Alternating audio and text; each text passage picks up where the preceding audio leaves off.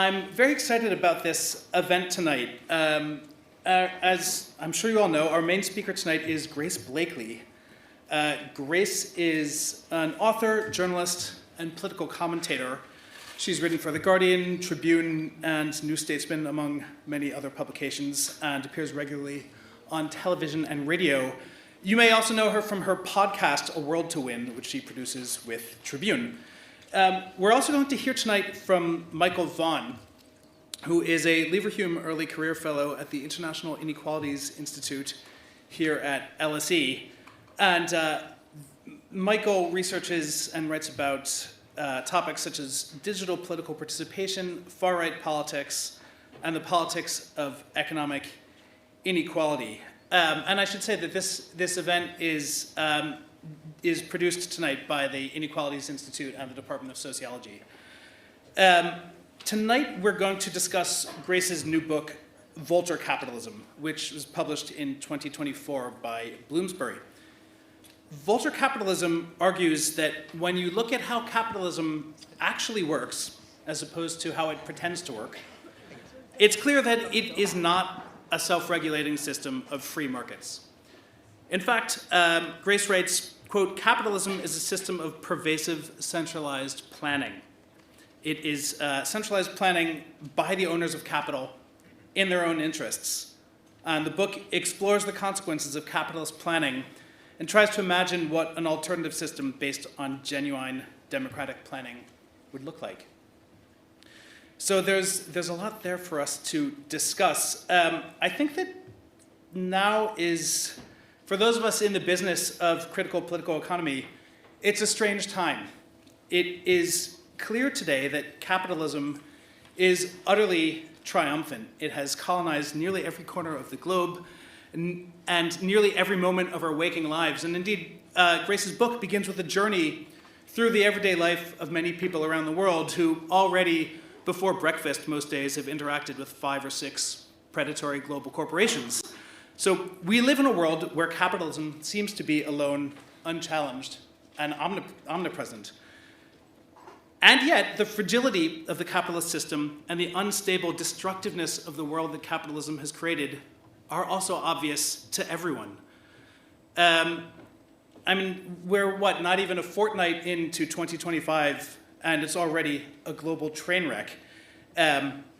It is clear that the current system is unstable and untenable. It might seem like there's no alternative today, but in reality, there's no alternative to finding an alternative. So Grace's book is an important part of that discussion, and I look forward to hearing her thoughts about it and eventually to hearing from the audience as well. So let me just quickly go through the format of tonight, and then we can get started. If you want to comment on tonight's event on the social media network of your choice, you could use the hashtag LSE Events hashtag if you're into that. And note also that this talk is being recorded and will hopefully be made available as a podcast, assuming no technical difficulties. So first we're going to hear from Grace Blakeley, and then Michael Vaughan will add some of his thoughts. I'm going to ask them a few questions. Then there'll be a chance for the in-person and the online audience to pose your own questions. Afterwards, we'll have a reception just outside the theater, so please join us to continue the conversation. So yes, now let's turn the floor over to Grace Blakeley. Thank you.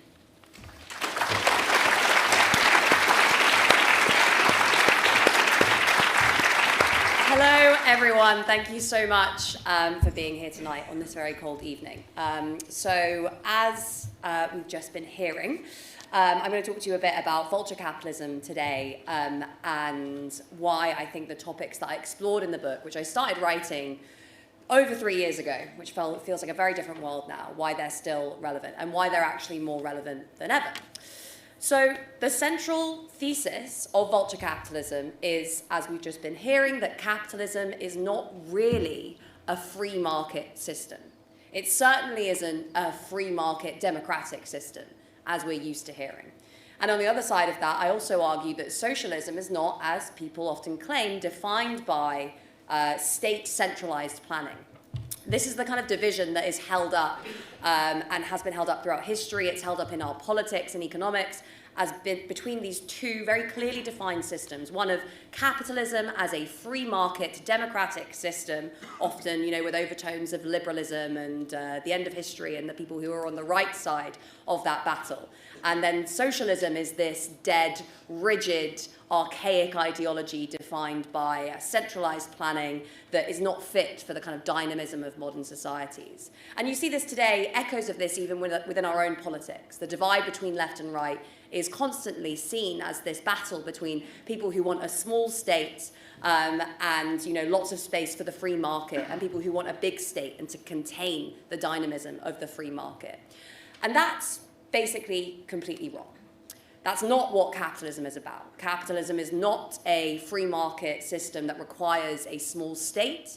It is a system that is defined by massive monopolistic corporations that dominate the world economy, that have nothing to do with free markets, and which are able to undertake a significant amount of centralized planning, that thing that we're told defines socialist societies. It's also not defined by small states. You look around the world everywhere now, over the last several decades, indeed over the course of the history of capitalism, and a recurrent theme is big states stepping up and intervening to support the interests of those big monopolistic corporations. Today we are living in an era of Elon Musk working with and through the American state, two very close allies, these almost hegemonic forces working together to pursue a particular idea of what constitutes the interest of America. That, I argue, is actually a defining feature of capitalism. It's not an aberration. All the way back to the East India Company, which was this joint venture between the British state and British merchants. That link between huge monopolistic corporations and their guardians within powerful capitalist states is a defining feature of this system. So if capitalism isn't defined by free markets and democracy, and socialism isn't defined by centralized state planning, then what does define these two systems? Now, I'm going to tell you two stories, which ultimately, as I discovered over the course of my research, are interlinked, to try and illustrate what I think the divide between these two systems looks like. The first story is a story about a company that you may be familiar with. It's called Boeing. It's a big aerospace company, produces planes. Many of you will have flown in a Boeing plane at some point in your life. You may have also seen that Boeing has been in the news over the course of the last year. There have been strikes amongst its workforce. Whistleblowers have come forward to attest to a toxic corporate culture. Some of those whistleblowers have died. The door blew out of a Boeing plane mid-flight. And this all comes on the back of two big disasters that many of you may remember. Back in 2018 and 2019, the Boeing 737 MAX disasters. Now, these took place when two Boeing planes nosedived out of the sky, seemingly inexplicably, killing nearly 350 people in two separate plane crashes. Now, when these crashes occurred, there was lots of speculation as to what happened. Boeing, the company, initially tried to blame the pilots, but it was later revealed in investigations that there had been a mechanical failing in the plane, specifically a failing of a piece of software called the MCAS system that had caused, in both incidents, the nose of the plane to dive down into the earth with the engines still on, so really plummeting into the ground at astonishing speeds. Now, this MCAS system had been brought into the plane at a relatively late stage of its development. This plane was being developed by Boeing in a bid to kind of dominate the global aerospace market, and particularly in a bid to maximize value for shareholders. The development of the 737 MAX came in the midst of the kind of shareholder value revolution where CEOs and senior management were all invade to maximize value for shareholders. That was their one singular responsibility. And so in Boeing, this looked like a big transformation of the corporate culture within the company. So first, of course, as they always do when they're told that they need to maximize value for shareholders, the company went after the unions within Boeing. And what was once a company that kind of lionized engineering expertise and had a good relationship between management and labor, inserted layers and layers of middle management whose role it was to undermine the unions and to enforce cost-cutting measures throughout the organization. And this is when whistleblowers started to come forward saying, and there have been several books written about this actually, saying that whistleblowers came forward before these disasters saying that if this corporate culture is not changed, people will die. And ultimately, that turned out to be true. Because costs were cut, corners were cut, and that ultimately resulted in the development of an unsafe plane, basically in a bid to create a plane that was cheap to manufacture and which didn't have to have any kind of big significant changes to the training of the pilots who were going to be flying this plane. Boeing's idea was to basically create this new plane, but insert lots of different, new kind of engineering, new software into it, but tell the pilots that this was the same as all the old planes that they had been flying. So out came the 737 MAX, which was this kind of monster that had been developed, as I said, with this desire to cut costs, cut corners, pushing back against the workforce, all really in line with this kind of managerial philosophy of maximizing value for shareholders. Now, there had been lots of people who'd come forward saying this plane is potentially not going to be safe. There were lots of problems with the plane over the course of its development. So what happened? This is kind of a classic case of corporate greed, really. Maybe we wouldn't be that astonished by it. This is kind of the classic corporate philosophy. But surely the government should have been there, as it is supposed to in a kind of regulated market society. Surely the government should have been there to make sure that this corporation was properly regulated and that it wasn't going to do anything too irresponsible.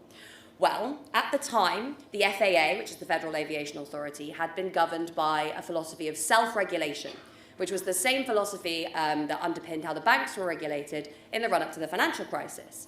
So Boeing at the time was being regulated by a unit of the FAA that sat inside Boeing and whose workers were being paid by Boeing. So naturally, there was a significant conflict of interest here. No one at the FAA wanted to assess this particular plane because they all knew that there were so many problems with how it had been manufactured. But in the end, it was cleared as safe, despite the fact that many engineers had said there are all these different problems with this plane. It actually just so happens that just before the 737 MAX disasters, a new round of deregulation for the aviation industry had been passed through Congress amidst intense lobbying by the aerospace sector. And the argument that was made in this round of debates within Congress, a congressperson stood up and said, no airline manufacturer would manufacture an unsafe plane because they would be punished by the market. Their competitors would start to erode their market share. It wouldn't make any sense for these companies to manufacture an unsafe plane. And yet, as we know, capitalism isn't a free market system. So what happened when Boeing did manufacture this unsafe plane?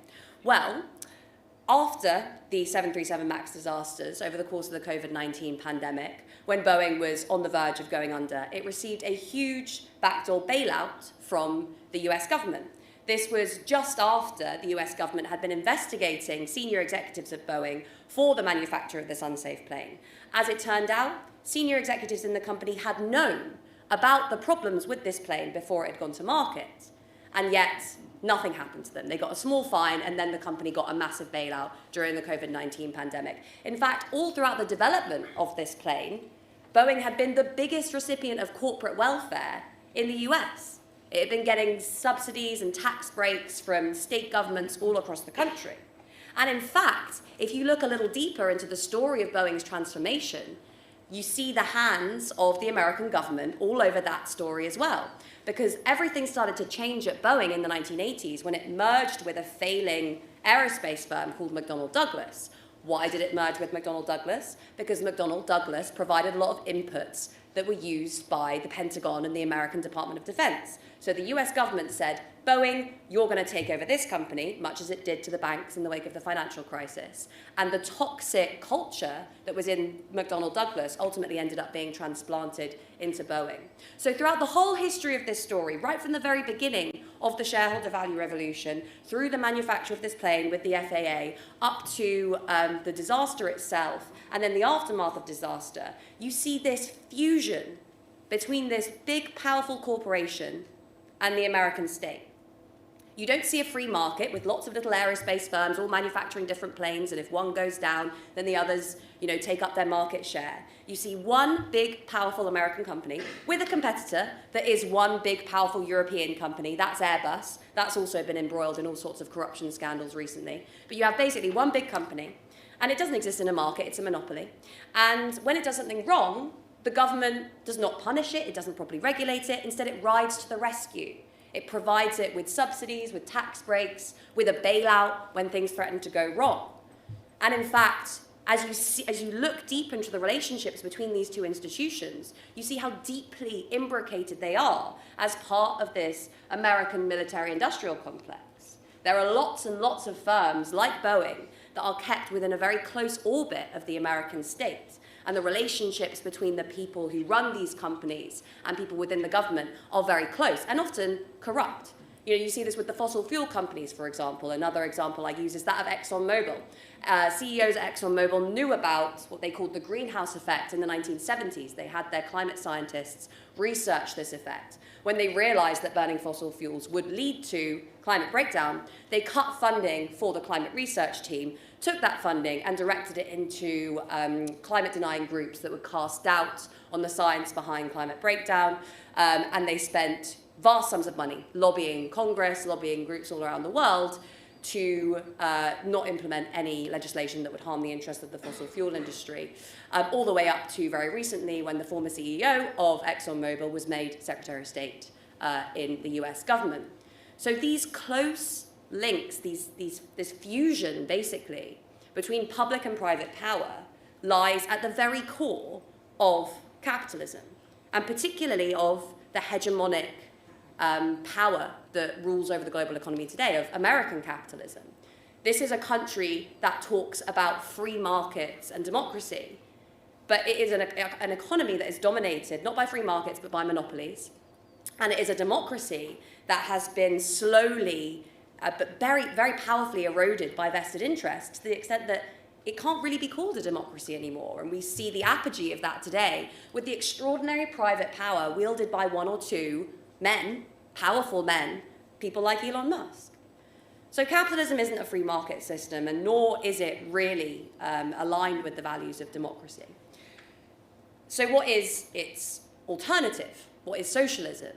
Historically, the idea has been that if capitalism is a free market system, the problem with free markets is that they're chaotic. You get periodic financial crises, you get economic crises, but if you had a powerful centralized state, then it could plan economic activity so that it wasn't so irrational, so that everyone could have a job all the time and that things would basically run a little bit smoother. That's the kind of system that we had in many advanced economies in the wake of the Second World War. And that's really kind of overtaken our idea of what socialism is today, at least in part because of the example that we had with the Soviet Union. But if you look back to the earliest theorists of socialism, whether that's, Karl Marx or indeed the people who came before him, that's not what socialism was seen as. Marx famously wrote that the capitalist state is nothing but a committee for managing the affairs of the bourgeoisie. He did not have any faith in the ability of the capitalist state to tame this market system. Instead, the idea was that ordinary people should be able to actually run the enterprises in which they worked, that people would be able to come together and run this system democratically, socially, collectively, much better than any one or two individuals at the top of any big institution, be that a big multinational corporation or be that a government. And there's a story which, as I said, turns out to be linked to the case of Boeing that I think illustrates this point very clearly. And it's the story of the Lucas plan. Now, back in the 1970s, there was another aerospace company in the UK called Lucas Aerospace. And it was basically going under. It was being undermined by international competition. And its workers were very concerned about losing their jobs. So they went to a minister in the then Labour government, one of my personal heroes, Tony Benn, and they said, we need you to nationalise us because we're all going to lose our jobs. Tony Benn said, look, we can't do that. Lots of different reasons, economic problems. Also, that's not necessarily going to be the best way for you to escape these problems. Why don't you guys go away and come up with a plan as to how you could transform this company, how you could make it viable again? And the unionists went away, and initially they were a bit stumped, so they wrote to experts and local government and people within the aerospace sector, and they said, what do you think we should do? And they didn't get very many replies. So then they went to the workers within Lucas Aerospace, thousands of them, and they said, what do you think we should do with this company if we had the capacity to kind of take control over it and change it? And the response they got was astonishing. This was ordinary workers, engineers, managers from across the company. They replied basically all saying the same thing. We don't want to produce weapons anymore. We have skills and expertise that we believe could be used for the betterment of our society. We want to produce socially useful technologies, and we want to do it democratically, fairly, where we are all in charge of what's going on. We get to be part of the decision-making process that governs this firm. And all these ideas came together. There were ideas as to how they could use the resources within the firm to produce wind turbines, dialysis machines, all different sorts of kind of progressive technologies. And they came together to form the Lucas Plan. And this was kind of a lightning rod in British society at the time. This was the 1970s, a time, as you know, some of you may remember, characterized by profound conflict between organized labor in the form of very institutionalized unions and a state that was trying to manage the relationship between labor and capital. And then suddenly this document comes in saying, well, actually, there's something beyond this battle between the market and the state. And that's actually the interests and the views and the capabilities and the talents of ordinary people who are saying, if you gave us power, we could run this economy, this society far better than any of you could. So the Lucas Plan was discussed in Parliament, and one MP stood up and said, this document is a threat to the very ideology that underpins capitalism, which is that the bosses will order the workers around and the workers will do what they're told. The peace movement held it up as an example of how to move away from militaristic technologies. The environmentalist movement held it up as a way to transition to a better and more environmentally sustainable economy. The union movement said this is a really interesting new way of empowering workers. Even the Financial Times wrote that the workers at Lucas had achieved something really remarkable with this document. The guy who was responsible for all this, by the way, Mike Cooley, and who became a pioneer of what was known as the kind of socially useful technology movement, was fired by Lucas Aerospace for spending too much time on union business. But for a while, it looked as though the Lucas Plan might have some legs. The workers were fighting for it, people were fighting for it in Parliament. Then came 1979, and Margaret Thatcher came into power. Now, Thatcher's whole ideology was that people wanted a small state, that we needed to return to the roots of free market capitalism, which required a focus on individual freedom, a reduction in the size of the state, greater levels of competition. But what Thatcher actually did had nothing to do with any of those things. It wasn't about restoring free markets. It wasn't about restoring personal freedom. Instead, she did, as most ardent free market capitalists do, use the power of the state to boost her allies and to crush her enemies. We saw this very clearly with the labour movement in the miners' strikes, but it also applies to the Lucas Plan. After Thatcher gets into power, the Lucas Plan is shredded. Many of the people who were involved in it go and work for the GLC, the Greater London Council, which was ultimately disbanded by Thatcher a few years later because it became such a hub of resistance to her model. There was even a democratic plan for how the people could take over the area of the London Docklands, which ultimately became this kind of privatised hub for financial capital. The people in that area submitted this plan to the GLC, the People's Plan for the London Docklands, and they said, we want to take over this area, inspired in part by what happened in Lucas Aerospace, because we believe that our children deserve better to be more than lavatory attendants for passing businessmen. Now, that plan was crushed as well. So what happened with the re-emergence of this kind of free market movement, this movement that was spearheaded based on the idea that human freedom was all important? Well, all of these people who had been putting together these plans as to how they could reclaim their freedom from the oppression that they were experiencing at the hands of the state and of big business, they were crushed. Lucas Aerospace was ultimately sold off. And this is something that I found out to my amazement over the course of my research. Lucas Aerospace was sold off, chopped up into little pieces, sold off to different companies. And part of what was once Lucas Aerospace ended up being bought by the company that produced the faulty input for the Boeing 737 MAX plane that crashed all those decades later. And I think those two stories illustrate what capitalism and socialism are about. They illustrate the fork in the road that we faced at that point in the 1970s, when in some ways the power of the labour movement was at its height. This is a choice not between markets and states.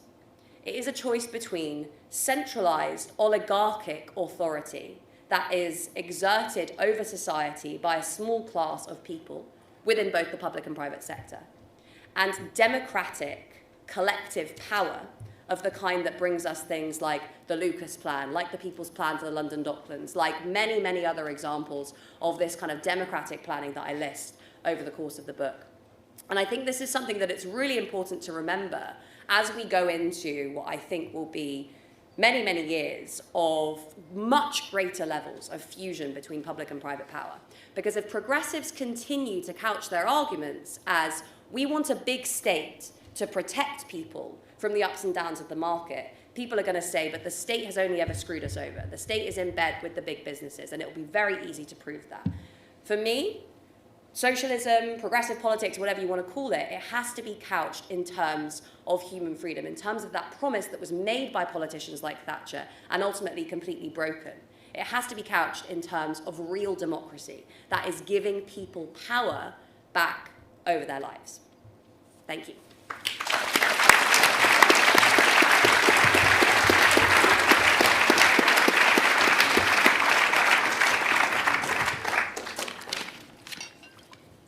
Thanks, Grace, and thanks everyone for having me here. I'm really happy to be here because I'm a big admirer of Grace's work, and the reasons why I'm a fan of hers are basically the reasons why I'm a fan of the book, because I think it does two things that are tricky individually and very tricky to do together, and that's firstly that it takes seriously these intellectual questions about what is capitalism, and dealing with thinkers from Marx, Hayek, and on. But then secondly, it's also centrally interested in questions of mass politics, not just by trying to explain those intellectual debates clearly, but directly grappling with the questions of what is to be done. And also talking about examples of successful collective action like the Lucas Plan.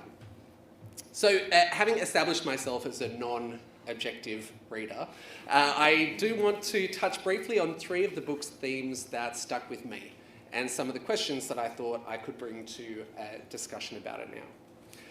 And the first, naturally enough, is capitalism. My reading of Vulture Capitalism is that it makes a kind of argument for continuity in capitalism's essence, from Marx through to today. So essentially that vulture capitalism is capitalism.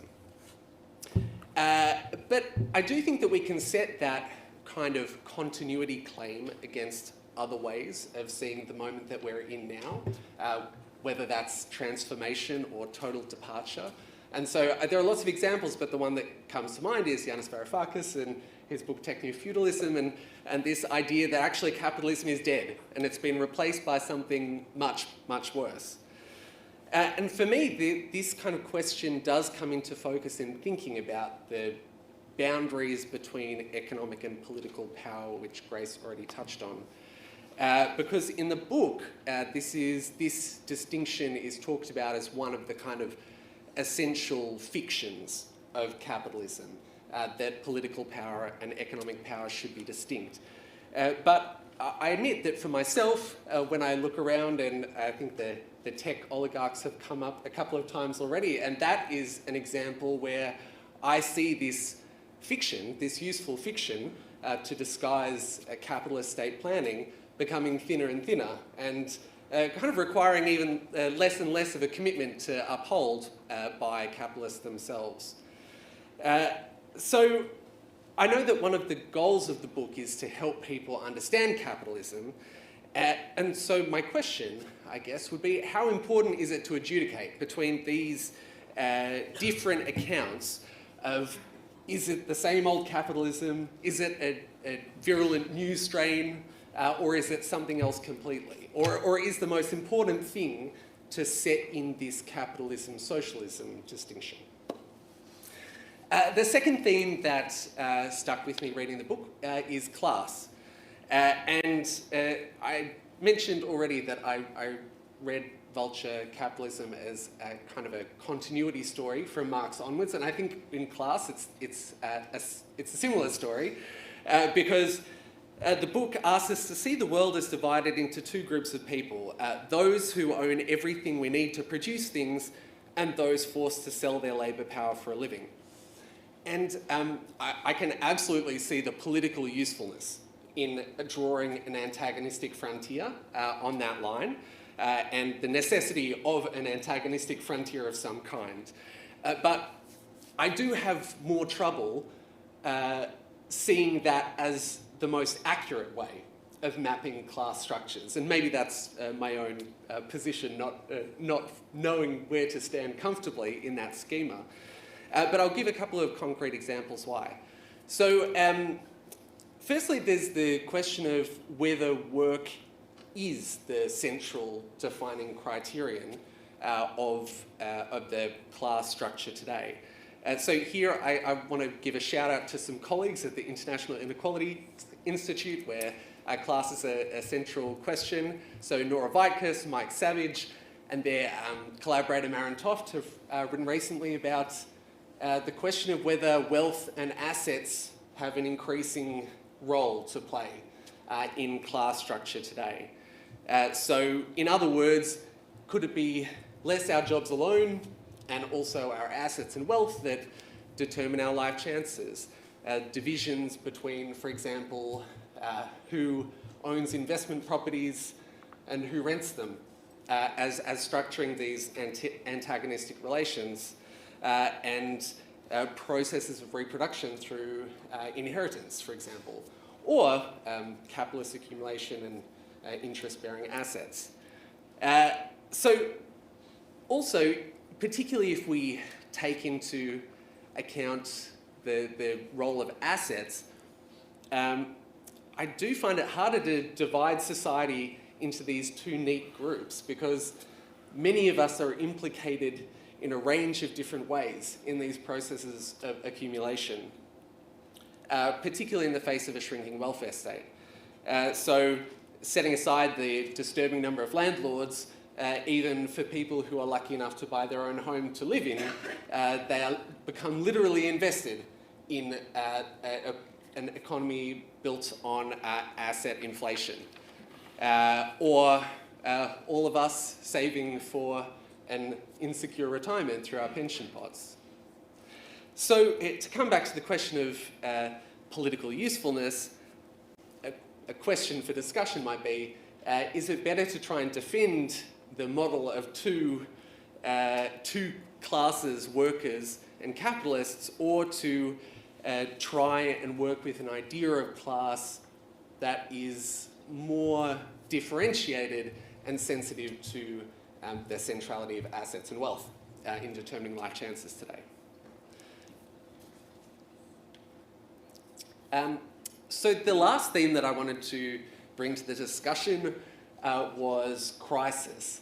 And so for me, I read this book as resolutely optimistic, and I'm grateful for that. Crisis plays a big role, not just who has paid for and who has benefited from the crises of the past, but also present crisis as an opportunity for change.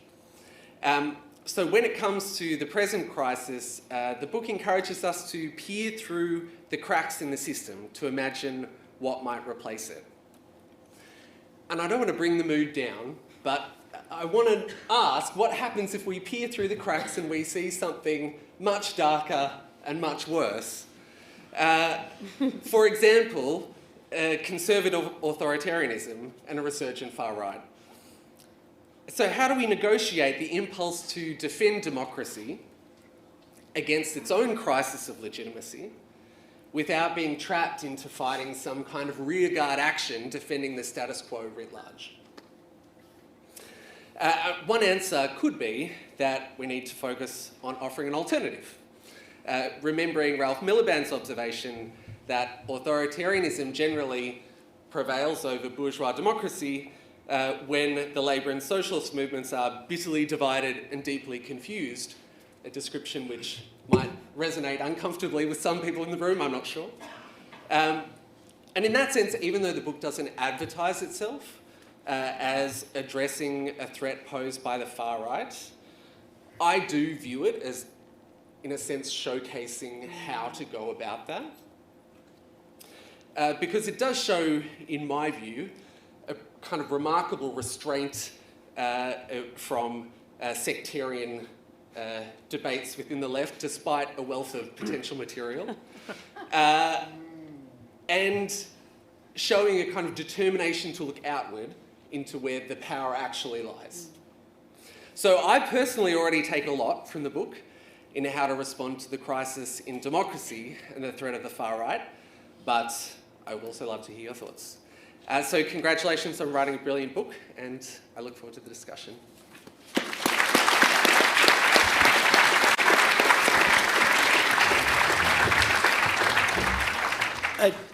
Thank you. I'm wondering if you want to start the discussion by responding to any of Michael's questions, which I summarize as, the first one was, is it still capitalism? And does it matter if it's still capitalism? The second question was class. What is the divide today in the asset society argument?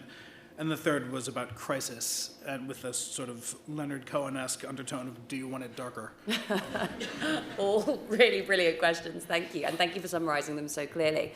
I think I'll take the class question first, because I think it's possibly the most important, because my definition of capitalism, in the absence of being able to refer to it as this kind of free market system, in the absence of being able to define capitalism based on the presence or absence of markets, which is how many observers have defined it throughout history, I say the definition of capitalism is that it is a class-divided society. It's a society in which production takes place based on the fact that there are a small number of people who own all the resources we need to produce things, and then a vast mass of labour which is, forced to a greater or lesser extent to participate in that production under threat of destitution, and then a vast mass of people who exist even outside of those labour relations to be able to draw on as a reserve army of labour in the case of overproduction.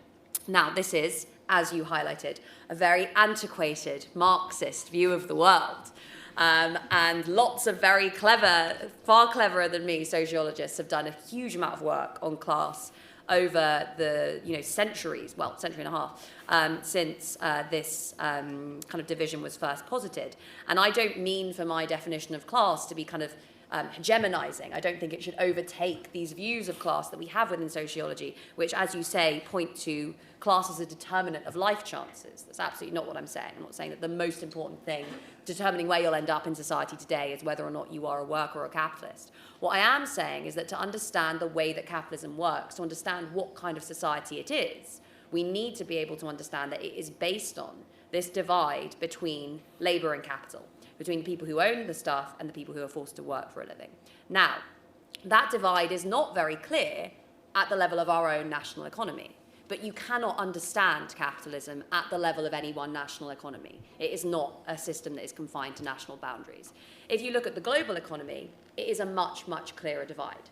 You see a very tiny, tiny, tiny class of people who own all the resources that everyone else on the planet needs to survive. You see a vast mass of hyper-exploited labour all over the world. You see perhaps an even vaster mass of people who are excluded from those social relations and forced to subsist in order to survive, occasionally being drawn into those social relations when it's required. And then you see this middling group between labour and capital of managers, of accountants, of financiers, of salespeople, of the people who make up this city, basically. Now, if you look at our economy on its own, you just see basically lots of managers, quite a lot of owners, and then not very many other kinds of people. That we don't have manufacturing anymore, and the service workers that we do have are hairdressers or work in the gig economy. This isn't a divide between labour and capital very clearly. Certainly not in the way that it was at the very origins of the capitalist system when this divide was being developed. But my argument is that what's happened as capitalism has become globalised is that a divide that Marx once identified as existing within, say, the UK, which was industrialists who own the factories and workers who are forced to work in the factories, and then a bunch of peasants and some managers of those factories, has now extended to the global economy. And our economy is the one where all the managers and the owners live. The other economies are the ones where all the workers live.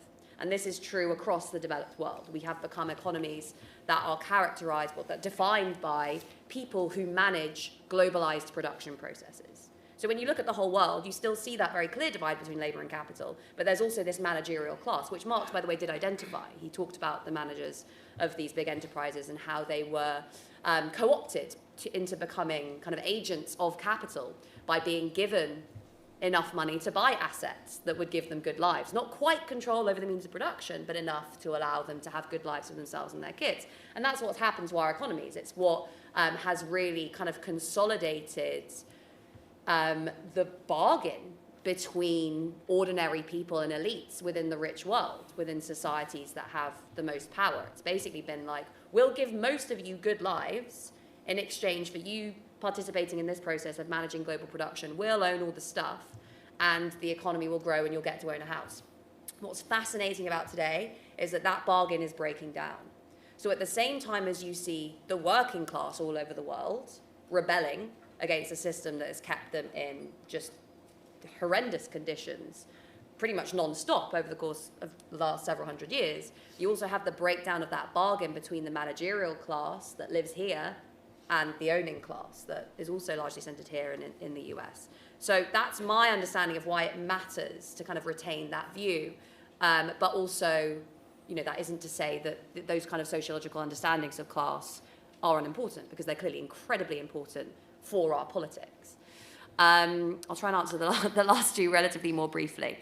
An argument for continuity or change. I think it was a good way to start this by saying, is this an important question? It's certainly a question that I think leftist academics, divided loosely between kind of progressive academics and, let's say, Marxist academics, could spend a lot of time debating. This was certainly something that I noticed when I wrote my first book about financialization, another thing, which is like, is it new, is it inherent to capitalism, etc. I personally think that the features of capitalism that I analyze in this book are pretty much inherent to the way that the system works, but that isn't to say that there haven't been astonishing changes in the way that system works over the course of its lifetime, not least globalization, the globalization of production, which is probably the most fundamental thing that has changed the politics and the economics of capitalism over the course of its history.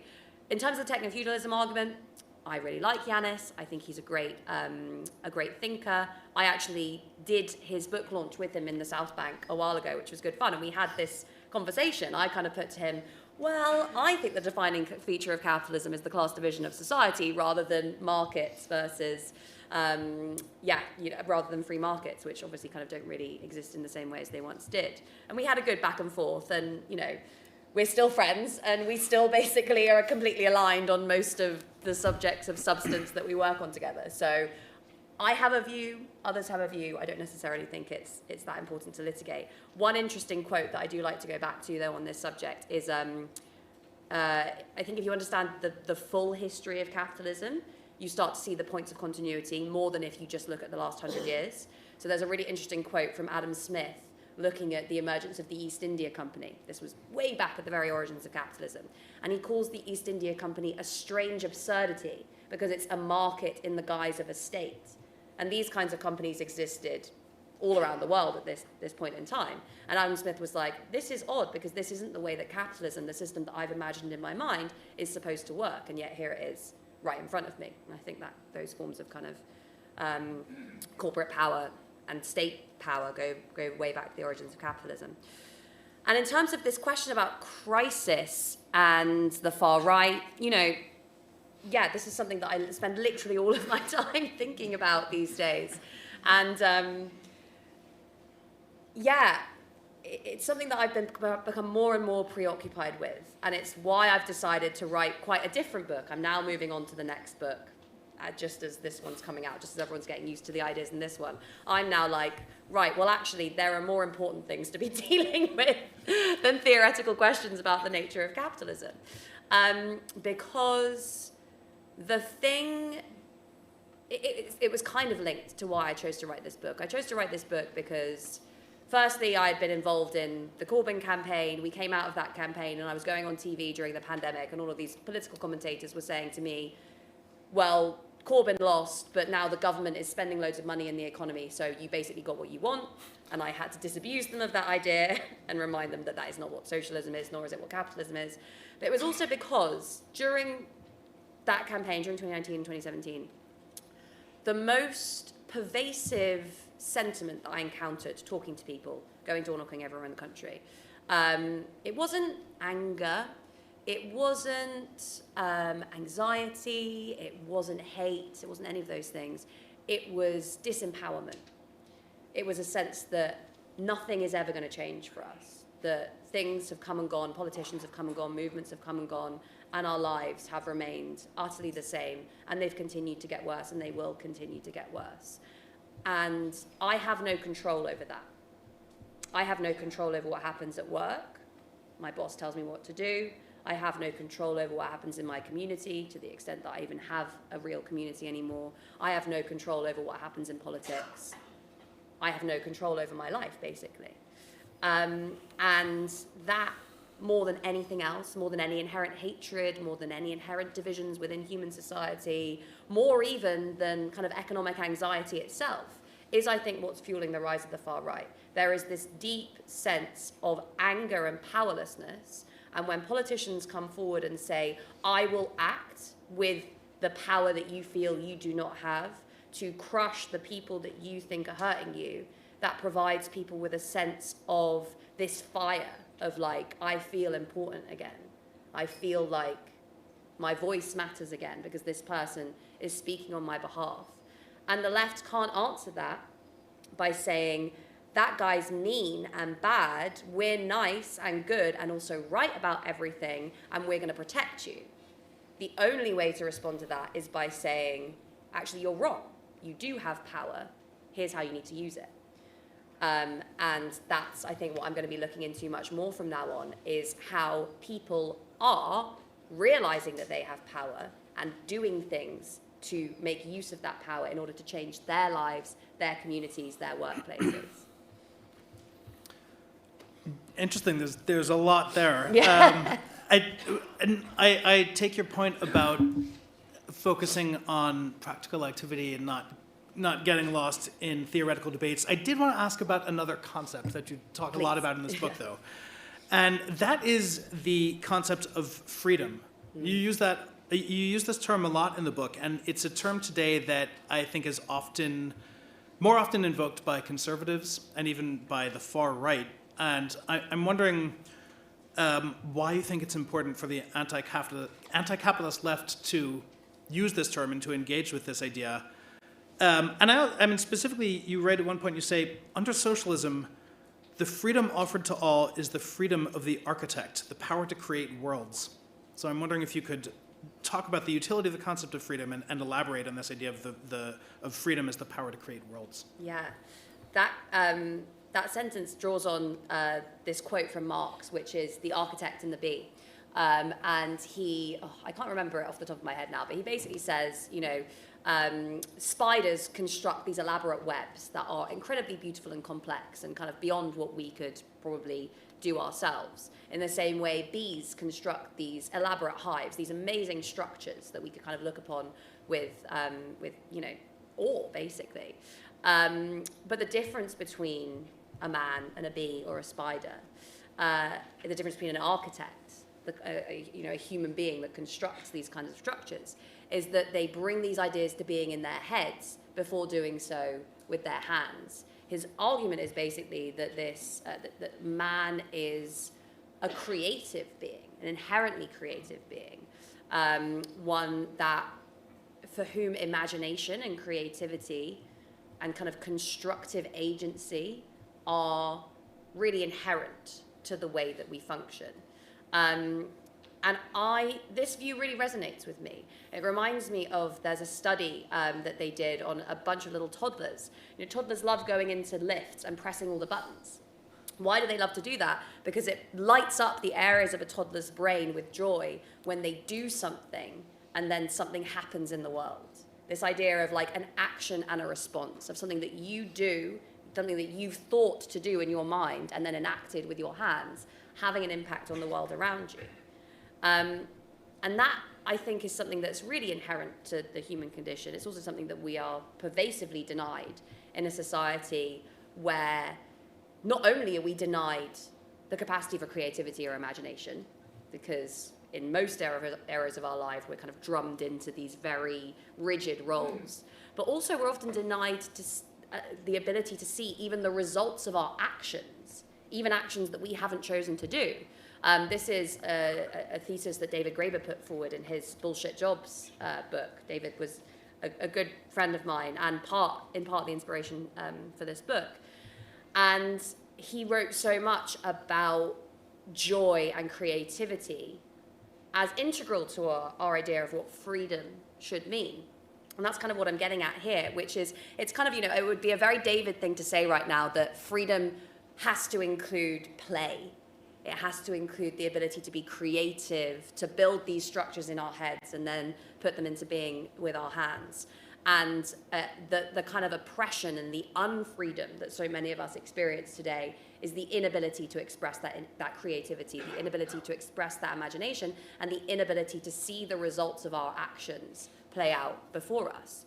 So for me, when I'm thinking about this concept of freedom, yes, there is very important liberal freedoms that are being eroded and that we as socialists need to fight very, very hard to retain. Freedom of expression, freedom of speech, freedom to vote, etc. Then there are the kind of economic freedoms that are also very, very important. I really love Soren Mao's new book, Mute Compulsion, which is all about how basically we have our freedom removed in capitalist societies where the choice is do this or, not be able to eat, basically. So there's that kind of economic compulsion that takes away our freedom.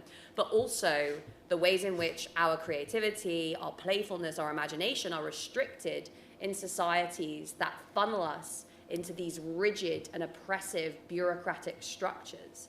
I think a real socialist view of freedom is one where we all come together in our communities, in our workplaces, in our movements, and we say, what are the problems that we're facing, and how can we work together to develop solutions to these problems? Now, we're all very, very cynical about our capacity to do that, I know, because we have for so long been denied that agency and denied that capacity to actually work with each other to do things.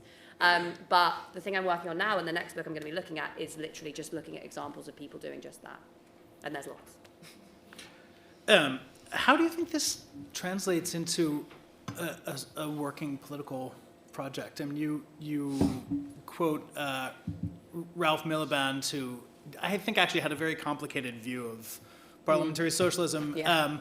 But you say that you don't think that sort of parliamentary politics really is ever a sort of route towards replacing capitalism. Where do you think that leaves us in terms of how to sort of move beyond it? My views on this question have changed a lot. Obviously, I was very involved, as I've already mentioned, with the Corbyn movement, and this kind of characterized my entry into politics. It was like, right, okay, well, there's this movement that's going to gain power over the British state. I actually had been, up to that point, studying African studies, and I was kind of like, my interest in politics had basically been fueled by the fact that I was like, Africa loses 3 times more, sub-Saharan Africa loses 3 times more in capital flight facilitated by the City of London, often via secrecy jurisdictions that are under the rule in one way or another of the UK. So a democratic project to transform the British state, take on the power of the City of London and UK finance would transform global capitalism and, do a huge amount in terms of human development, not just here, but all around the world. And it was very much the view of, I think, any young socialist activist, which was that you just get control over the state does good policies, and then things change. And it was really my participation in that project, the end of that project, and then all of the thinking that I've done since then that led me to realize that that view was always problematic. And indeed, people like Ralph Miliband, Marxist theorists throughout history, would have told you that that view was always problematic. And that the issue wasn't so much the idea that the state is important and necessary for determining the kind of society you live in. Obviously it is. The issue is the idea that you can do anything as a kind of and there are going to be some Leninists who get annoyed at me over this. The idea that you can do anything just as like a vanguard, just as a small group of people who go in and shift things up. Now, obviously, there have been a lot of cases throughout history of people doing that. I'm not saying that isn't true. But when we're talking about a fundamental transformation of society, which again requires a fundamental transformation in how we think as people, it's not going to come from that kind of politics. The things that I'm looking into right now, and again, you know, one of the reasons that I wrote this book was this question of disempowerment that I spoke about, that I think is kind of the defining political emotion of our era. That, I think, can basically be attributed to this incredibly powerful ideology of individualism. It's basically like, we are all on our own. You have to fight to survive. Your job as a worker is to enter into the labor market and push other workers out of the way to get to the top. The better you are at that, the more successful you will be. And fundamentally, if you mess up, nobody is coming to save you.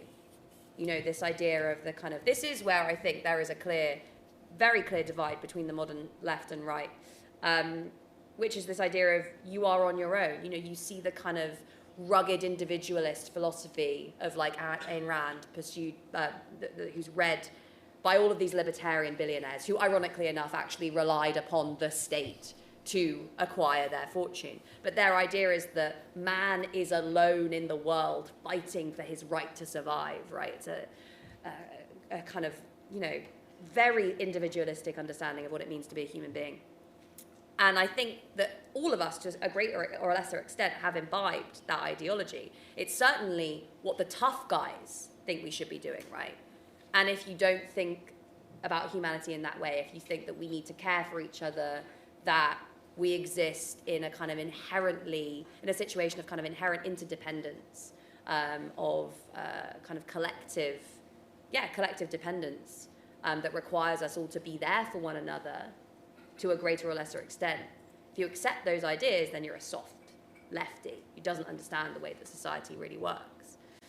And we have internalized those ideas, and I think that is the biggest thing that stands in the way of political transformation. Because if we all tomorrow suddenly realized we need each other, we can work together if we choose to, and if we did work together, if we all, say, suddenly decided to withdraw our labour from this system, the entire thing would come crumbling down. It exists so much more powerfully in our heads than it does in statutes or in bureaucracy or in, you know, these kind of objective things that we assume exist out in the world, which is why I have moved so much more to a politics that centres around how we emancipate ourselves and each other. Yes, as the foundation for a political movement, that will be able to gain control in corporations, in the economy, in the state, whatever. But that fundamental shift away from individualism is, I think, the prerequisite to anything good that is going to happen in the future in politics. And it's a question that I think is inescapable, given the conditions of crisis that Michael was referring to. I mean, it is crumbling before our eyes. We're living the crisis and living the crumble, and I think it really generally is a matter of how do we respond to that, not trying to imagine that it's not happening. I don't know if you want to jump in on any of these.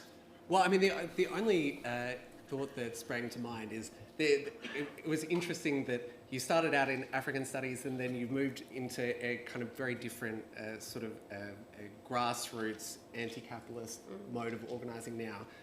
But I might make a brief plea for not leaving the state completely behind, because it just interestingly, you know, in the last 3 weeks, you know, there was a vote on a UN framework convention on tax that the UK was one of 9 countries to vote against, compared with 119 countries for. This had been developed and spearheaded by the Africa Group. And so while, and this is a step towards a more just form of international cooperation on designing our international tax system, which is the basis for a lot of these kind of issues of ongoing extraction that you mentioned. And so while we are working to imagine a better world, I also think we can't take our eyes off the ongoing decisions that are being made in our name by our representatives, including in the last month. I totally agree. And what I would say is that this wasn't the Tories. This was the Labour Party. You know, it's not like we can just say, go out and vote and things will be different. Like, if we want a Labour government to change, that is not going to happen just by us knocking on the doors of Labour MPs and saying, have you considered not voting against measures that will impoverish millions of people all around the world? It has to come from organising and from, you know, basically demanding and making demands that cannot be ignored.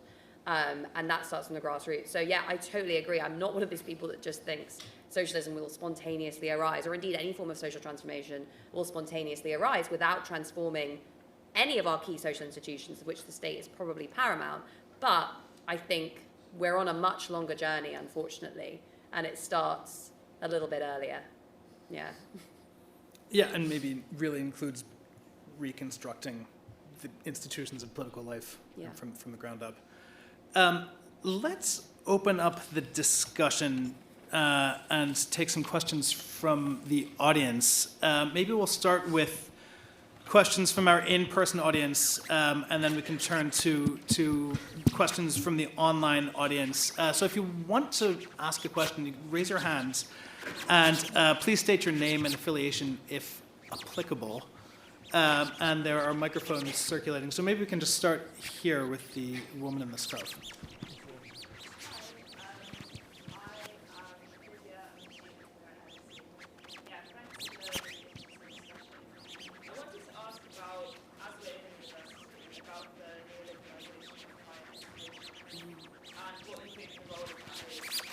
Capitalism, and particularly there's an alternative in like cooperative form.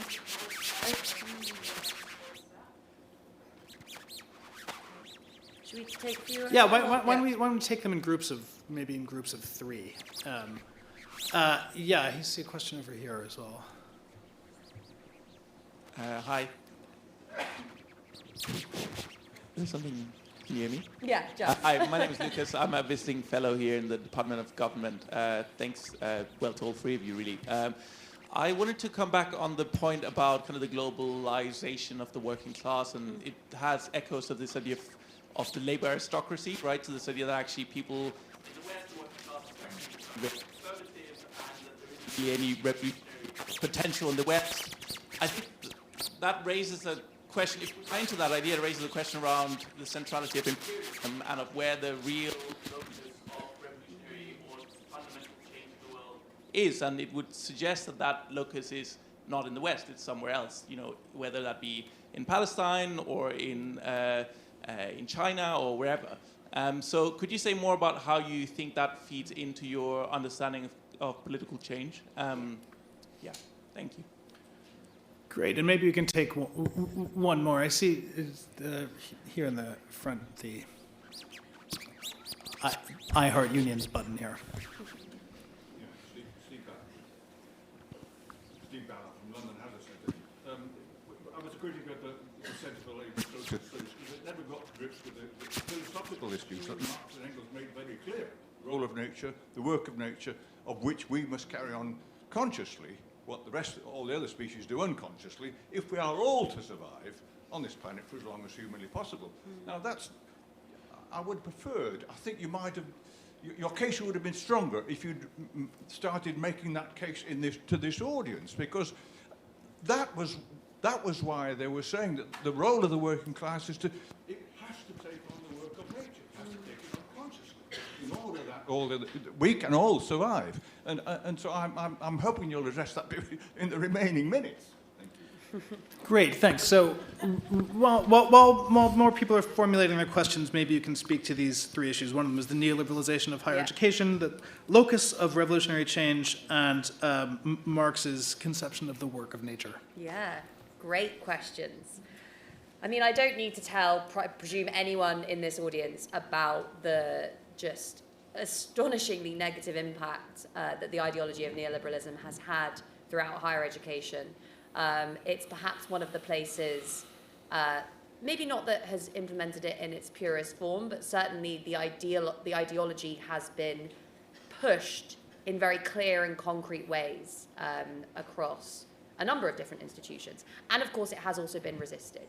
I won't go into detail in talking about the horrendous state of higher education in this country, the cuts to which institutions have been subjected, yes, but also the gaping inequalities that exist within those institutions between the upper levels of management and often poorly paid, casualized staff, some of whom there have been cases of junior academics living in tents because they literally cannot afford to survive on the 0 hours contracts that they're often provided.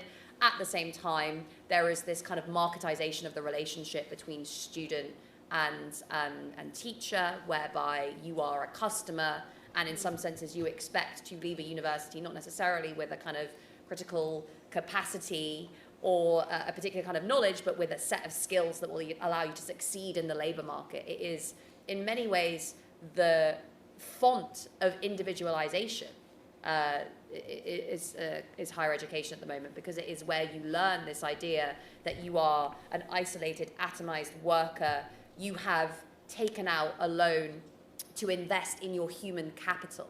This idea of human capital, this is very central to the kind of Foucauldian understanding of what neoliberalism is, but the idea of the human subject as a little bit of capital, the idea of taking out a loan to provide for your education really pushes that idea. It's in the same way that you take out a loan to purchase an asset like a house because you believe that that asset is going to appreciate in value. When you take out a loan to invest in your human capital because you believe that asset is going to appreciate in value, it has all sorts of implications about how you view your relationship to your professors, your employers, and indeed your co-workers. You're much less likely to be able to take part in, a labor movement, for example, both because you are often, you're required to repay these debts, but also because you have this different sense of your own subjectivity. So, that neoliberalization of higher education has affected not just the kind of structure and the economics of universities, but also the way that people understand themselves going through those universities.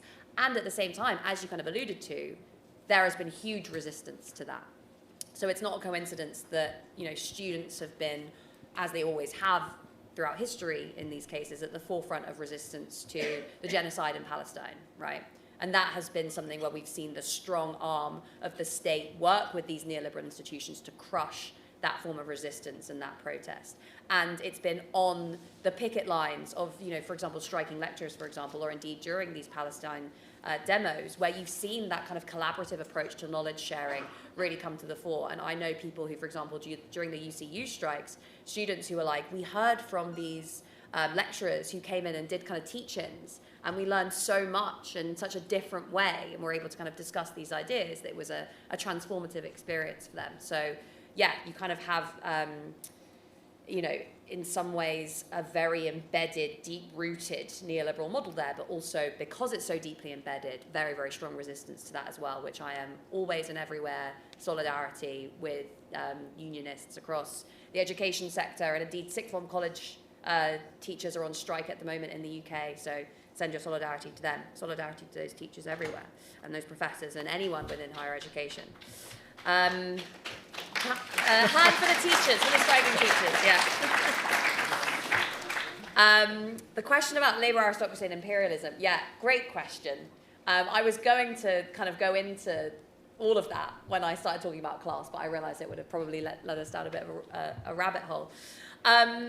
Yeah, so this whole idea of the kind of labour aristocracy, I mean, I kind of think that when Lenin writes about this, there's obviously a clear point there, right, which is that a portion of what was once the working class gets bought off in service of capital, in the same way that Marx writes about this happening at the level of an individual factory. Certain workers are plucked from obscurity and told, you are manager of your colleagues, and you get to have power and you get to have higher wages. And rather than having solidarity with their co-workers, they're kind of bought off. And this process happens to entire societies and undermines, because this particularly steps up in the 1980s with the increase in globalization and with the kind of professionalization of sections of the working class in the rich world. And it undermines what was once what were once very deep links of solidarity between different parts of the labour movement around the world. There's the classic example of the workers in Scotland who refused to manufacture and ship planes to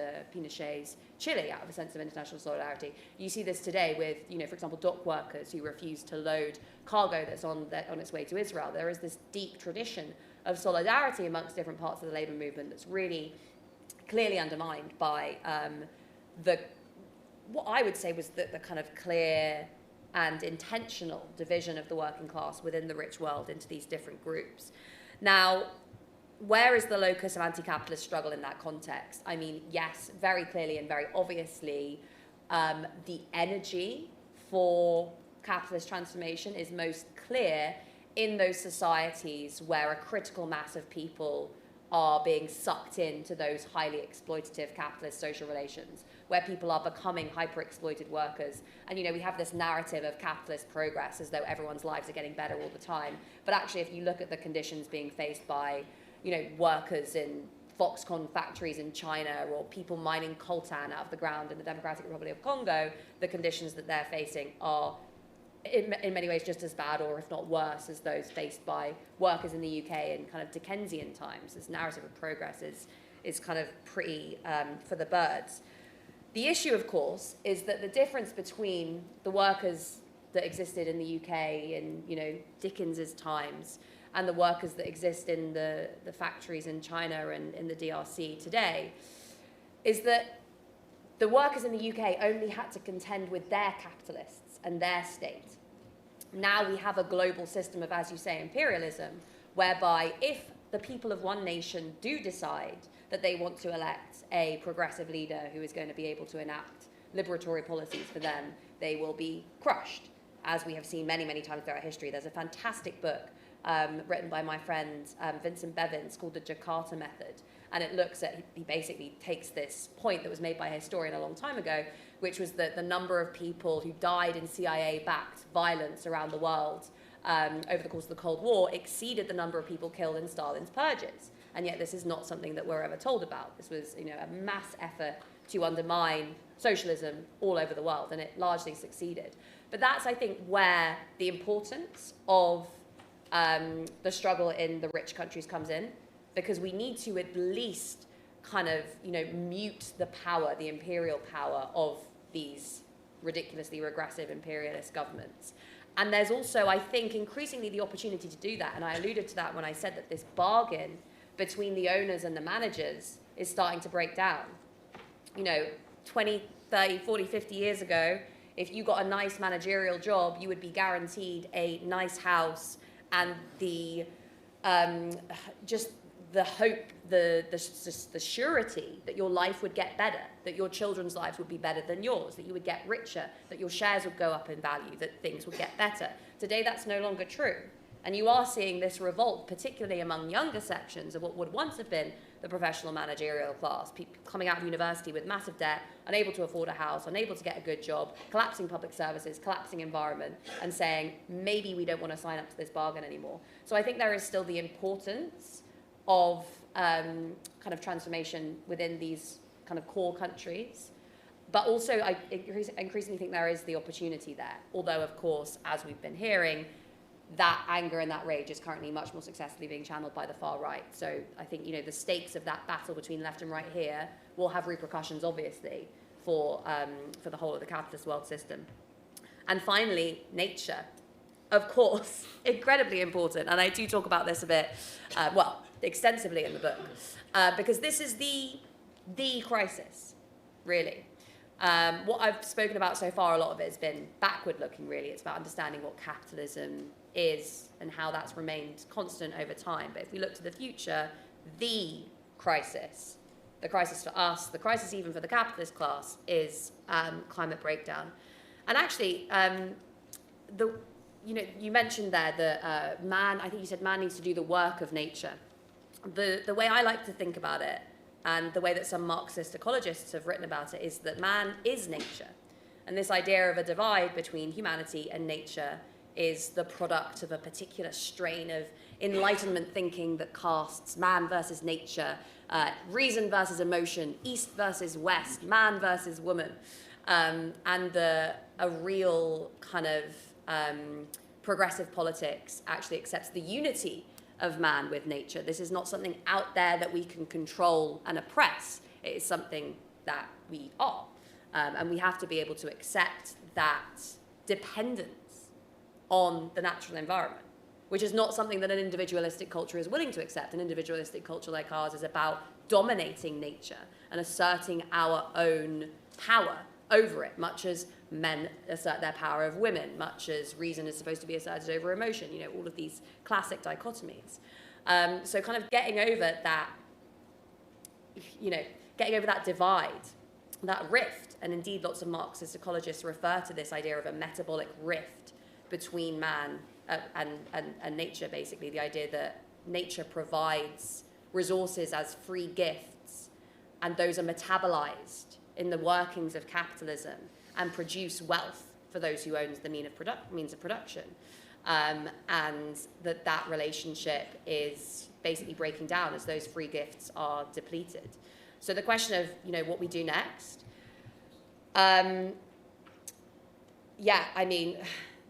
the biggest and most powerful corporations on the planet are, some of the biggest and most powerful corporations on the planet are the fossil fuel companies, who are so integral to the functioning of our economies, of our democracy. They hold kind of almost unparalleled power. And obviously, we need to take on their interests. We need to be fighting them at every step of the way.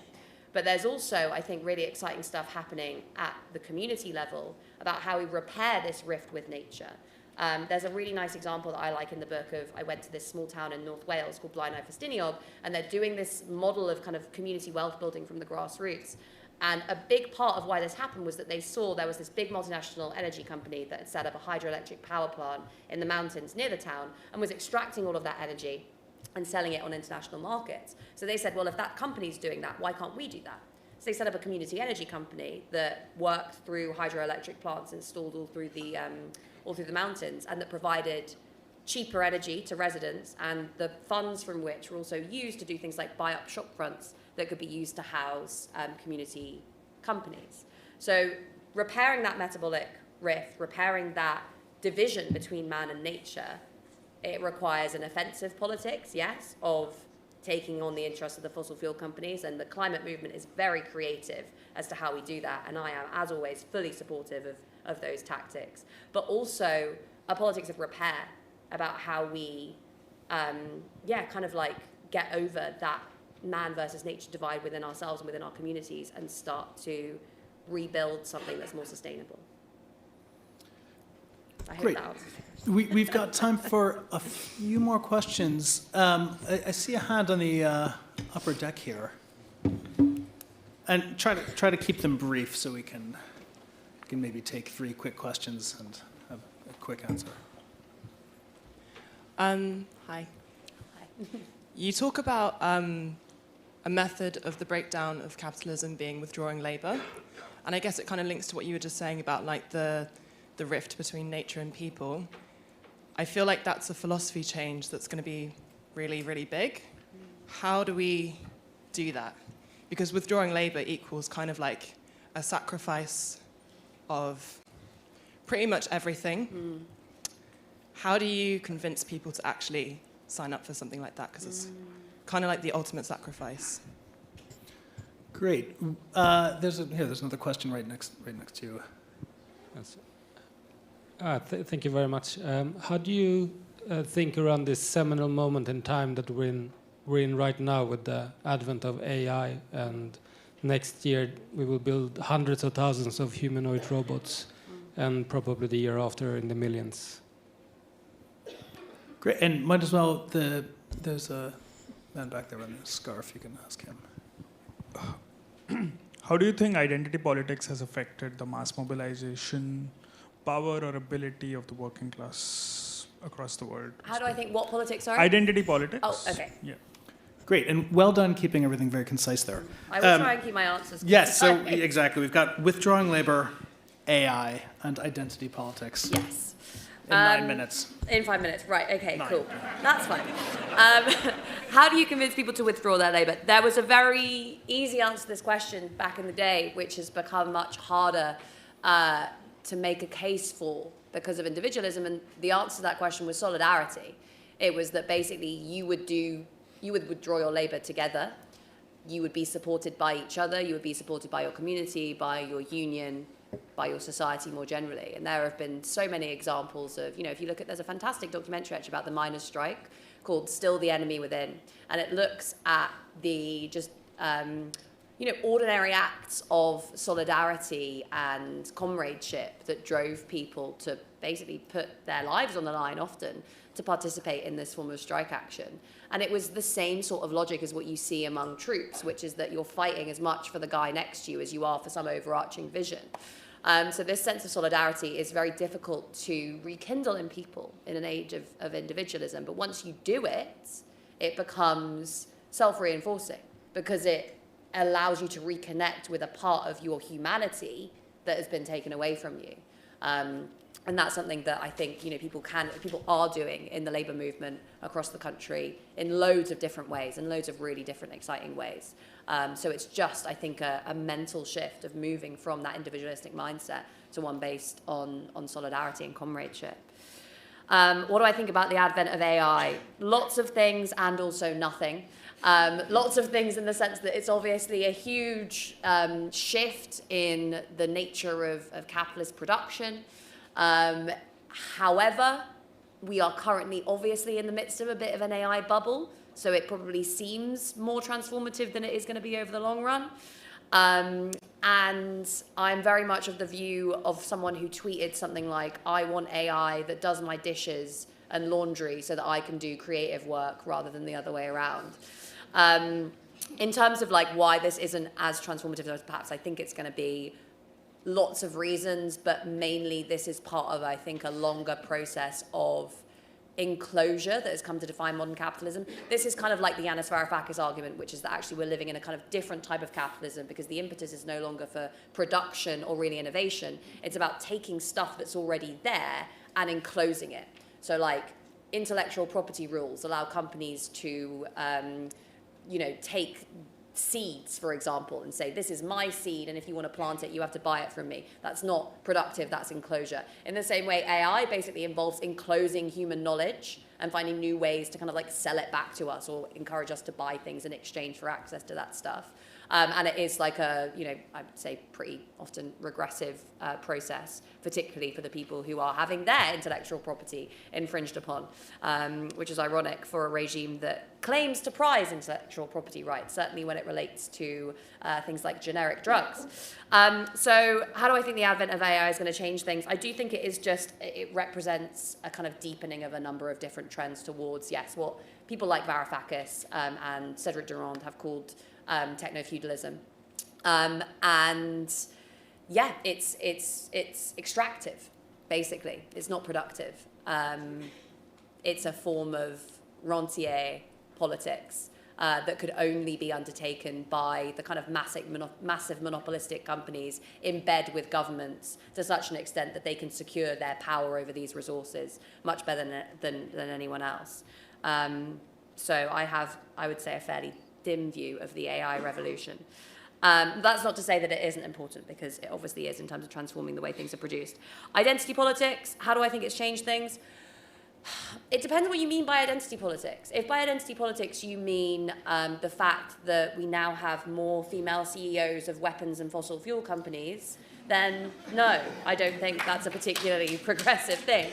If by identity politics you mean the breakdown of traditional barriers to organising for women, for people of colour within the labour movement, and the construction of different forms of union activity, of solidarity, of the acceptance of kind of different forms of struggle that come along with those different identities, then I think it is resolutely and unquestioningly a positive thing. The issue is, of course, that a movement that started by attempting to get what was largely a kind of white male movement on the left to reflect on that fact has been co-opted by a capitalist class that thinks that it can basically say it's progressive and nice by putting people from various different oppressed social groups in positions of power where they no longer really get to retain their identities as members of oppressed social groups, because they are meting out much more oppression on other people than they are actually receiving themselves. And that is obviously what has been the cause of an immense amount of anger amongst people who are on the receiving end of that oppression. If, for example, there's the classic cartoon of, I think, that bomb was dropped by a woman. Or if you're a worker in a massive corporation and you can say, well, you know, our CEO is now paid the same amount as male CEOs in our competitor, but you as a worker are paid 1/400th of the amount that she pays, then yes, I can understand why you were annoyed about identity politics. But the issue is that the fact that that movement has been co-opted rather than the fact that it didn't have legs to stand on to begin with. And really, you know, if we're going to build a cohesive, powerful movement that has roots in communities, in workplaces, in people's daily lives, then you have to be able to account for all the different ways that people do experience capitalist oppression, which does vary based on your gender, based on your race, etc. It's just a question of, you know, where that impetus is coming from, top down or bottom up. Great. We have about 3 minutes left, so I'm just wondering if I did that quicker than I expected. No, I was rushing so much. Very well done. If Michael or Grace, if either or both of you want to leave us with a really brief thought here to summarize your position on all of these topics we've been discussing.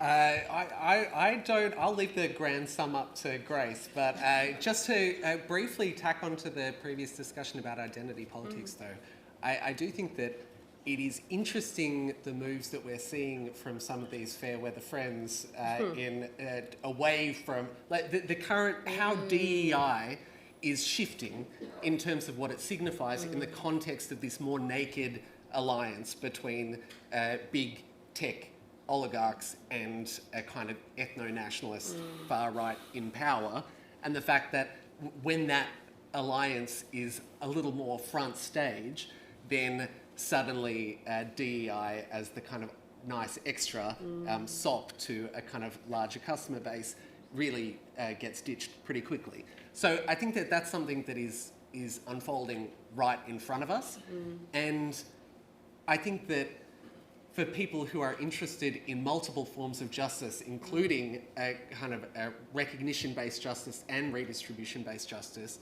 we should be alert to the opportunities that that presents to identify how those multiple forms of justice can be pursued together by a coalition that has sort of been identified in inverse by that ruling coalition.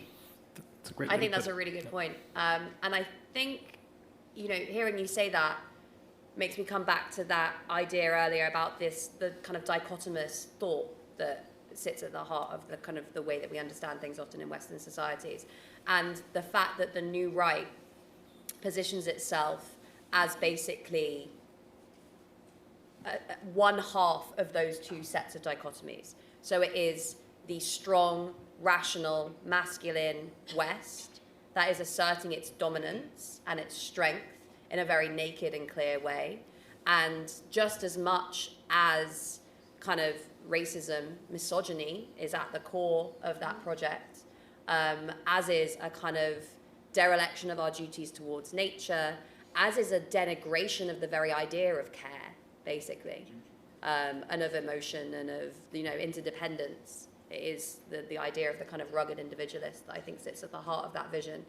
And yeah, it's why kind of asserting a politics of care, but not just asserting it, actually showing people what it means is so important. And I guess that's kind of where I want to leave you guys.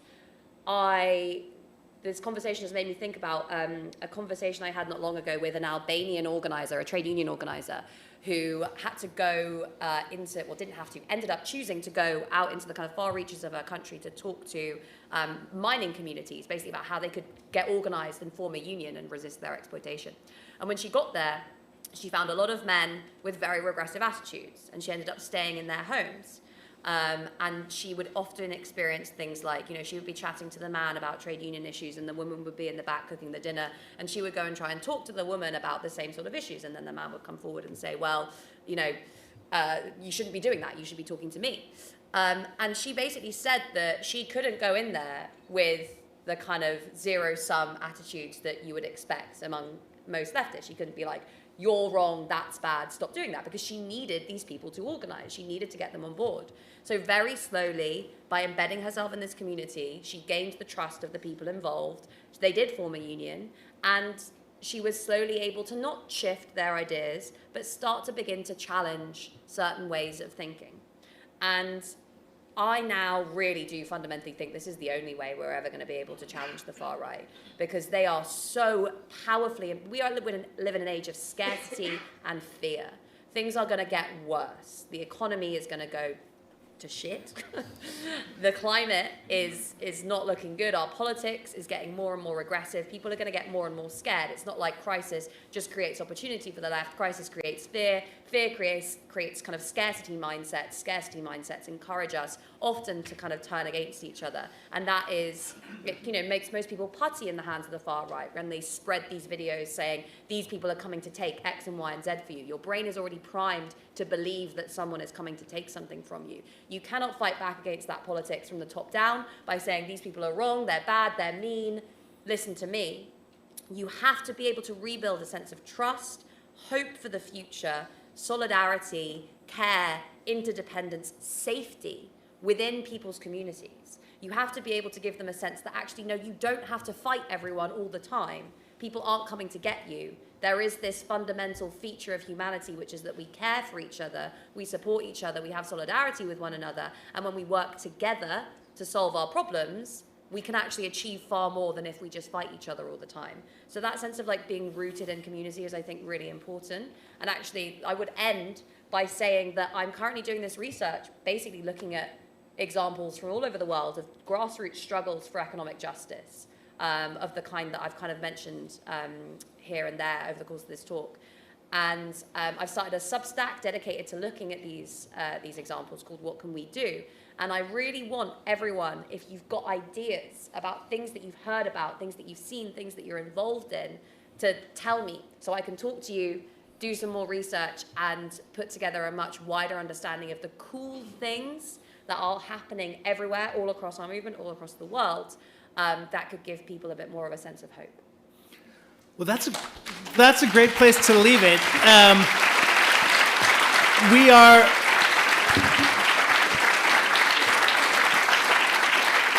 We're out of time, so I just want to thank you both for being part of this great discussion, and thank the audience for coming tonight.